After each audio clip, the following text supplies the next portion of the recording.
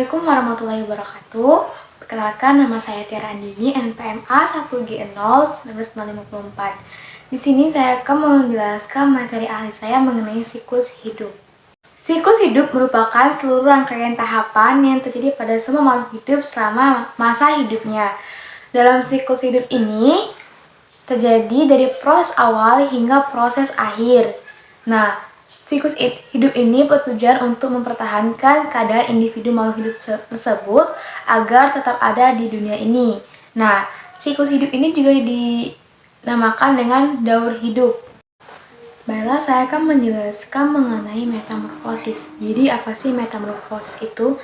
Jadi, metamorfosis adalah suatu proses perkembangan biologi pada makhluk hidup yang terjadi perubahan penampilan atau struktur setelah kelahiran atau penetasan pada makhluk hidup tersebut. Nah, di metamorfosis ini dibagi menjadi dua, yaitu metamorfosis sempurna dan metamorfosis tidak sempurna.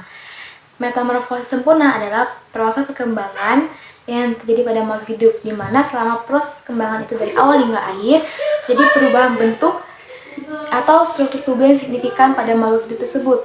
Contohnya adalah pada kupu-kupu. Nah, dalam siklus hidup kupu-kupu ini berawal dari telur. Nah, telur ini akan berubah menjadi ulat. Nah, di mana ulat ini akan berkembang menjadi kepompong atau pupa. Nah, dari kepompong ini akan berubah menjadi kupu-kupu muda yang kemudian akan berubah menjadi kupu-kupu dewasa. Nah, sedangkan metamorfosis tidak sempurna adalah proses perkembangan yang terjadi pada makhluk hidup, di mana selama perkembangan itu tidak terjadi perubahan bentuk yang sangat signifikan. Nah, contohnya pada kecoa. Nah, dalam siklus hidup kecoa ini berawal dari telur yang berubah menjadi nimfa atau kecoa muda dan berubah menjadi imago atau kecoa dewasa.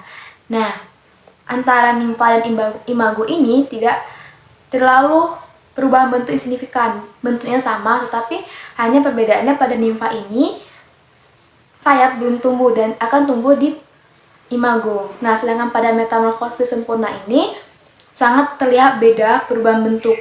Misalnya saja pada perubahan dari ulat ke kepompong. Nah, ini sangat jauh perbedaannya. Dari kepompong ke kupu-kupu muda, ini sangat merubah bentuk dari kupu-kupu tersebut. Selanjutnya, saya akan menjelaskan mengenai tempat pertumbuhan dan perkembangan makhluk hidup.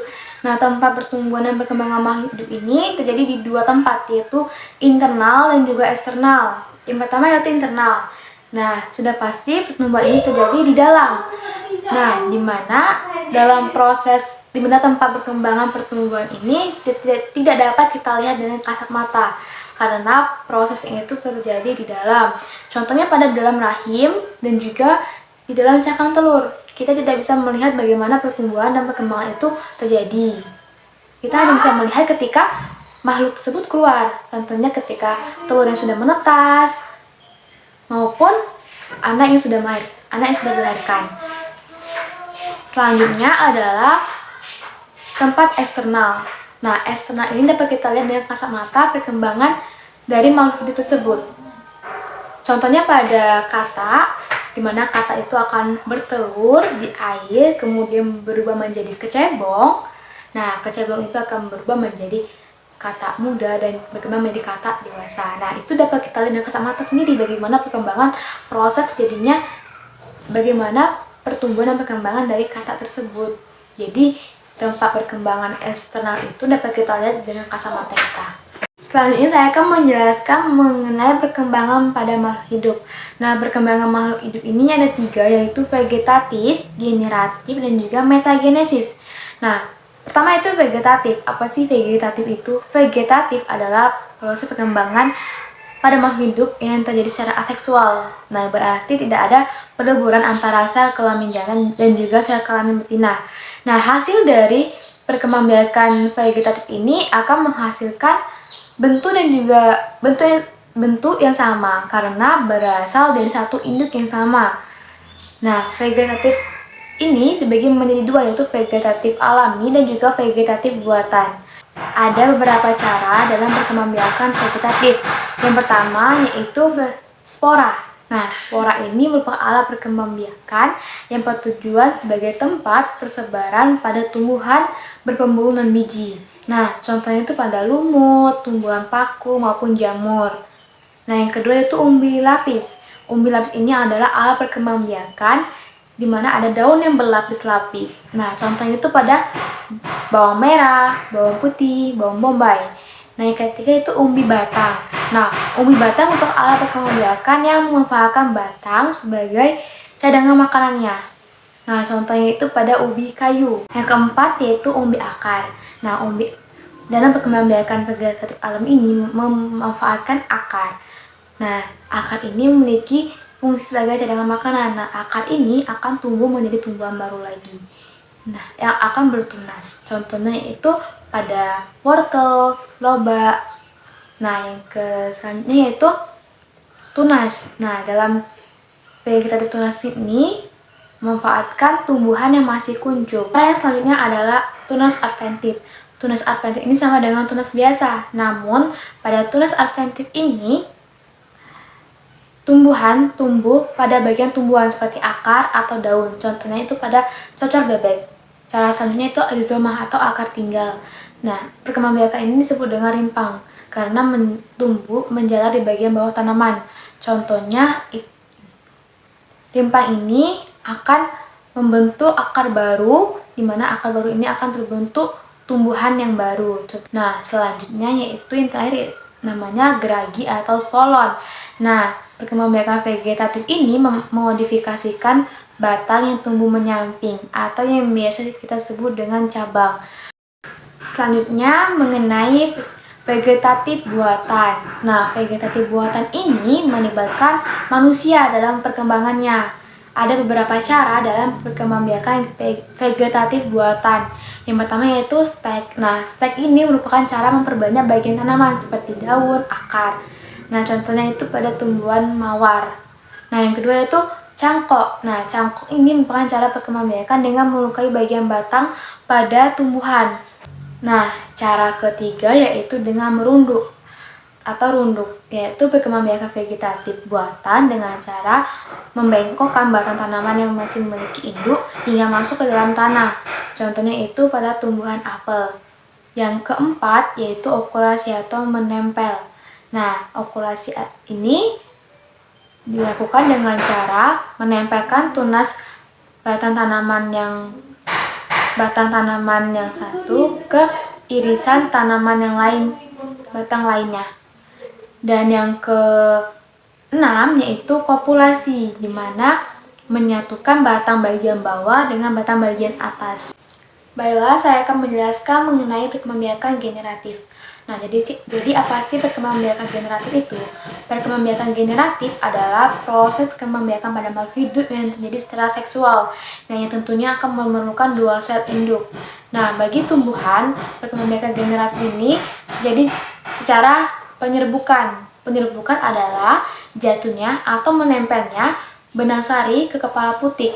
Nah, jika proses penyerbukan ini berhasil, maka akan terbentuk serbuk sari. Serbuk sari ini akan dibawa ke bakal biji. Nah, di bakal biji ini terjadi proses pembuahan antara sel kelamin jantan dan juga sel kelamin betina.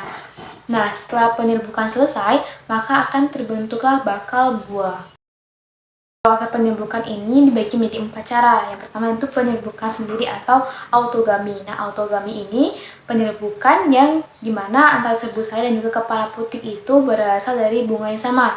Yang kedua itu penyerbukan tetangga atau geitonogami. Nah, geitonogami ini terjadi jika antara serbuk sari dan juga kepala sari itu berasal dari pohon yang sama, dimana serbuk sari jatuh ke kepala putik bunga yang berbeda.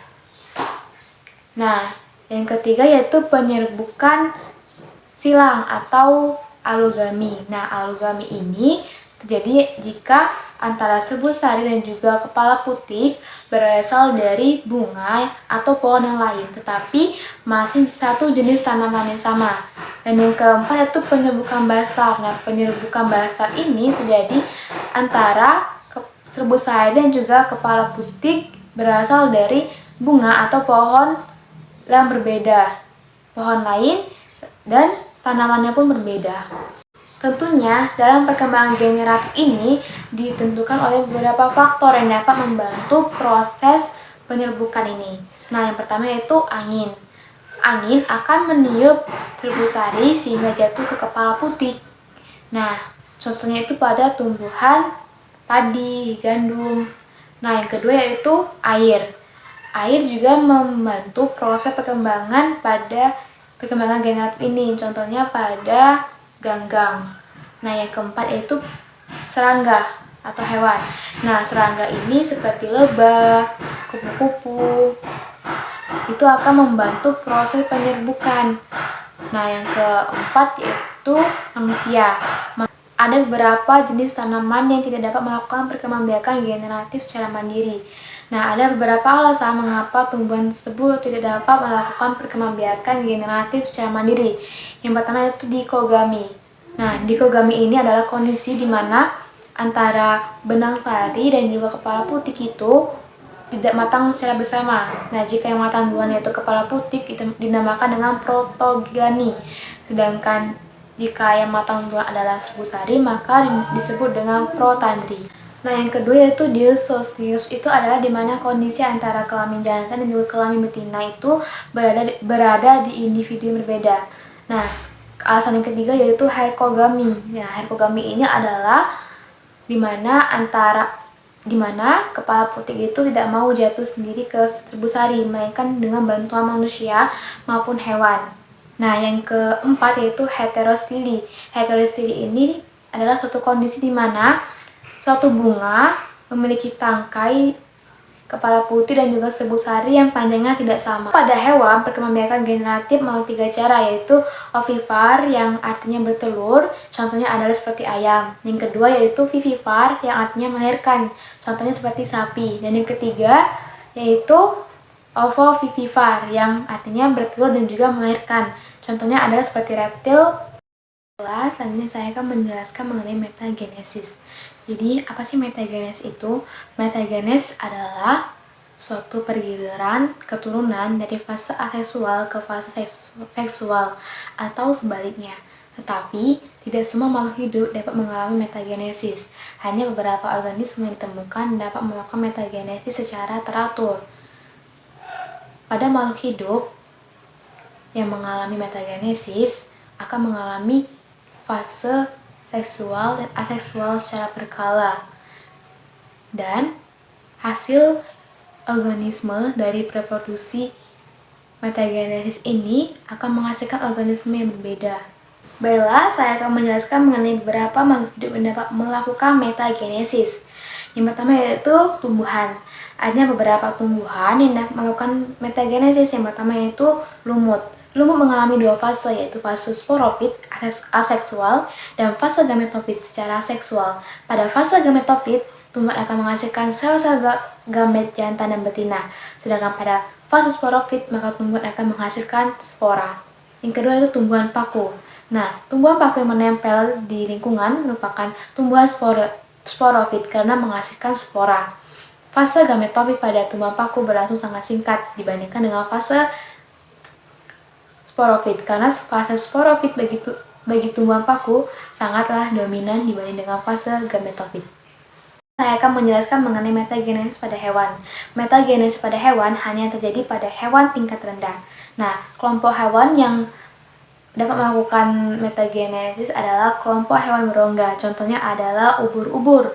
Nah, ubur-ubur yang kita lihat berada dalam fase gametofit atau menghasilkan sel gamet. Nah, satu ubur-ubur hanya akan menghasilkan satu jenis sel gamet, yang artinya ada ubur-ubur betina dan juga ubur-ubur jantan. Demikianlah pembahasan dari saya mengenai siklus hidup pada makhluk hidup.